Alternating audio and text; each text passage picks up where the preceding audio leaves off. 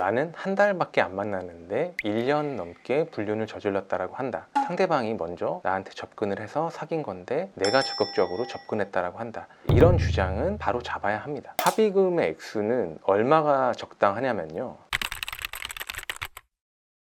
안녕하세요. 대한변호사협회 가사법 전문 변호사 조성구입니다. 제가 지금까지 700건 이상의 상간소송 성공 사례를 만들어냈는데요. 이 중에는 상간소송을 당한 피고 입장의 성공 사례들도 꽤 많이 있습니다. 오늘은 이런 경험을 바탕으로 해서 상간소송을 당했을 때 어떻게 대처해야 하는지를 말씀을 드리겠습니다. 일단 불륜이 아닌데 불륜으로 오해를 받았다라거나 상대방이 기혼자인지를 모르고 만난 그런 억울한 경우들도 있긴 있지만, 만약에 이런 경우가 아니라 상대방이 기혼자인 줄 알고 불륜 관계를 가졌다라고 하면 일단 인정할 것은 인정하는 게 좋습니다. 부정행위 사실은 인정을 하고 그 대신 위자료 액수를 적정하게 받고 원만하게 사건을 마무리하는 데에 주력을 하셔야 됩니다. 이 점 참고하시고 지금부터 상간소송 소장을 받았을 때 어떻게 대처해야 되는지 구체적으로 말씀을 드려보겠습니다. 상간소장을 받았다. 무엇을 가장 먼저 해야 될까요? 가장 먼저 해야 될 일은 변호사에게 상담을 받는 겁니다. 이 상간소송 소장을 들고 변호사 사무실에 찾아가서 변호사에게 내가 지금 현재 어떤 상황인지, 내가 어떠한 주장을 해야 되는지 이 부분에 대해 가지고 확실하게 답을 들어야 됩니다. 이후 변호사를 선임을 해서 상간소송 답변서를 제출을 하면 됩니다. 근데 간혹 내가 불륜이 맞는데 굳이 답변서를 제출할 필요가 있을까요? 이렇게 물어보시는 분들도 있는데, 불륜이 맞다고 할지라도 답변서 제출은 필수입니다. 답변서를 제출하지 않으면 원고가 주장한 모든 주장을 피고가 다 인정하고 원고가 청구한 금액이 그대로 인정될 우려가 있습니다. 피고 입장에서 이제 이런 거를 원하시지는 않죠, 일반적으로. 그렇다면 답변서 제출은 반드시 해야 된다. 이 점을 참고하셔야 됩니다. 집이나 직장으로 소장이 오지 않게 하려면 어떻게 해야 되나요?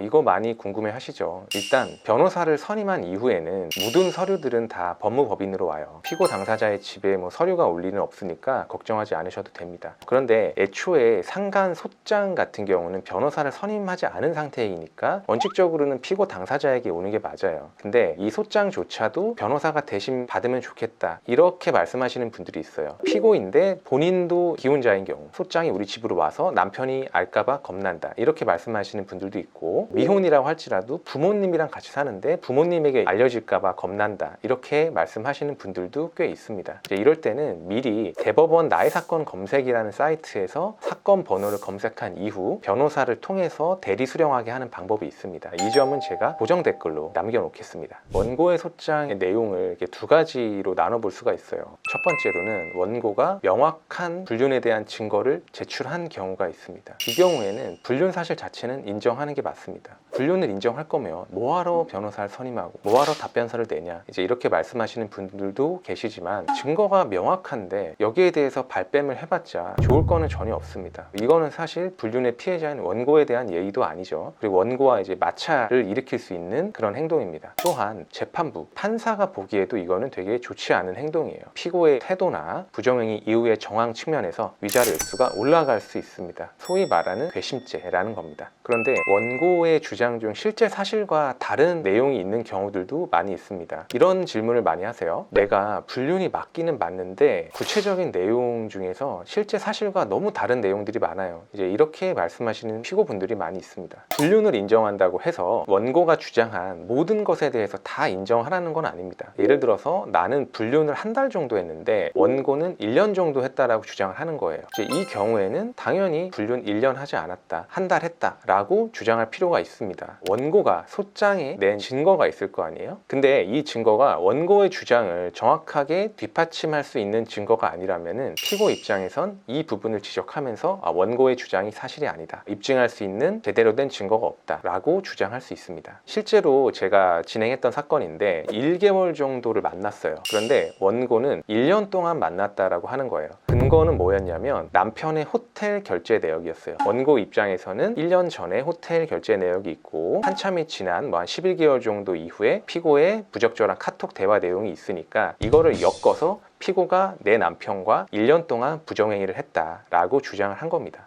근데 사실은 피고는 원고의 남편과 그 호텔에 간 적이 없어요. 1년 전에는 피고는 원고의 남편을 제대로 아는 사이조차도 아니었습니다. 그래서 저는 어떻게 했냐, 원고가 제출한 남편의 호텔 결제 내역은 남편이 그 호텔에 갔다라는 사실을 증명할 수 있을 뿐이지 피고가 원고의 남편과 함께 그 호텔에 투숙했다라는 증거는 되지 못한다 라고 주장을 하면서 피고가 부정행위를 한 기간은 1개월 정도다, 그 호텔 결제 내역은 피고와 아무 관계가 없다, 이런 식으로 얘기를 해서 위자료 X를 대폭 낮춘 사건이 있었습니다. 그리고 또 많이들 궁금해 하시는 게 합의가 있죠. 불륜 사실을 인정하는 피고 입장이라면 원고와 대립하기보다는 적정한 조건으로 합의를 해서 사건을 마무리 짓고 싶은 마음이 강할 수 있어요. 이럴 때는 적정한 금액과 조건을 제시를 해서 원고와 원만하게 합의를 하는 것도 좋은 방법입니다. 근데 좀 걱정하시는 게 합의 과정에서 막 원고와 직접 연락을 하고 이제 이러는 게 너무 껄끄럽고 뭐 죄송스럽다라고 말씀하시는 분들이 있어요. 그런데 이제 합의를 한다고 해서 원고와 피고가 둘이 만나거나 전화통화하면서 합의를 하는 거는 전혀 아니고 변호사끼리 얘기를 해서 합의를 하는 겁니다. 합의 과정에 대해서 이런 걱정은 하지 않으셔도 되겠습니다. 합의를 할 때 제일 중요한 거는 당연히 위자료 X예요. 적정한 위자료 X가 얼마인지를 알려면 판결로 갔을 때의 위자료 X가 어느 정도인지를 대략적으로 살펴보는 게 이제 우선입니다. 다만 원고 입장에서는 판결로 갔을 때 위자료보다는 좀 높게 합의를 하고 싶은 마음이 좀 강하거든요, 원고분들은. 그래서 피고 입장에서는 이런 원고의 마음도 어느 정도는 이해를 해야 됩니다. 합의금의 액수는 사안마다 굉장히 달라요. 하지만 대략적으로 봤을 때는 한 1,000만 원에서 2,000만 원 사이에서 합의를 하는 게 일반적입니다.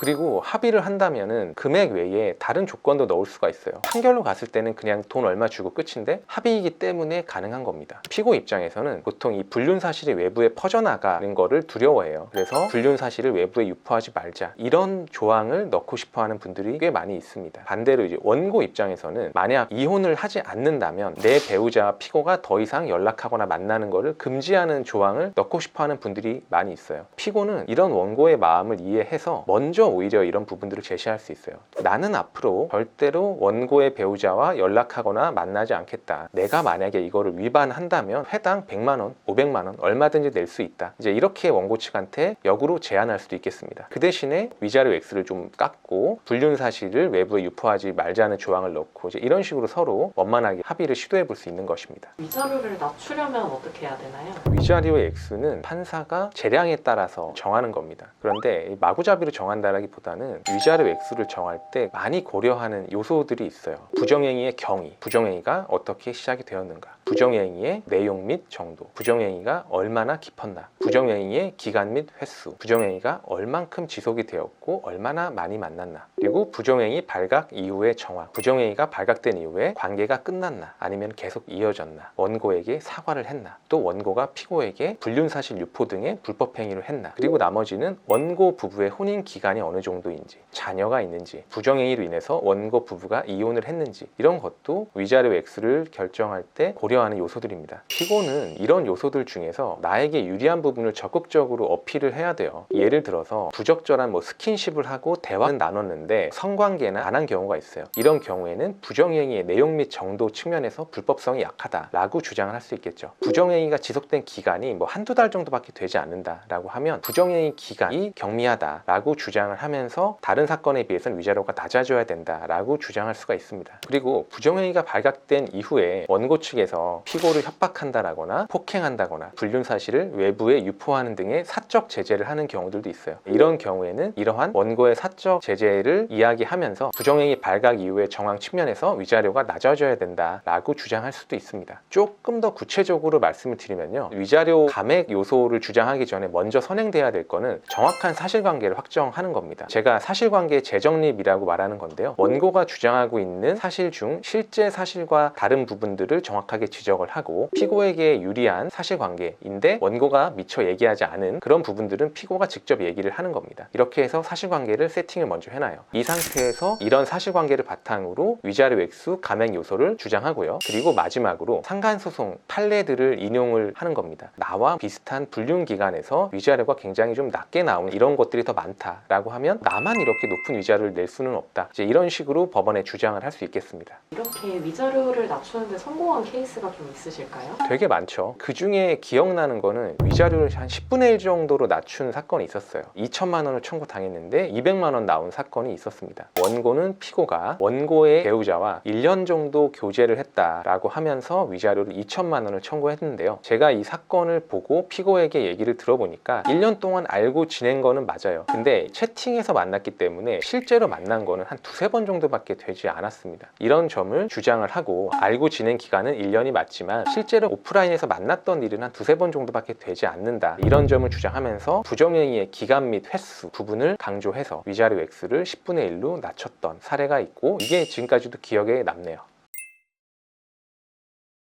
오늘은 상간소송을 당한 피고가 어떻게 대처해야 되는지에 대해서 말씀을 드렸습니다. 강조드리고 싶은 내용은 불륜이 맞다면 이거에 대해서는 인정을 하고 현실적으로 원만하게 사건을 마무리하고 위자료 액수를 낮추는데 중점을 두자는 겁니다. 불륜이 맞는데 아니라고 우기면서 원고의 가슴에 대못을 박을 필요도 없겠고 이런 행동을 해봤자 피고에게도 전혀 도움이 되지 않아요. 이 점 명심하시고 상간소송을 당해서 어떻게 대응을 해야 되는지 궁금하시다면 제게 연락을 주셔도 되겠습니다. 지금까지 가사법 전문 조성구 변호사였습니다. 감사합니다.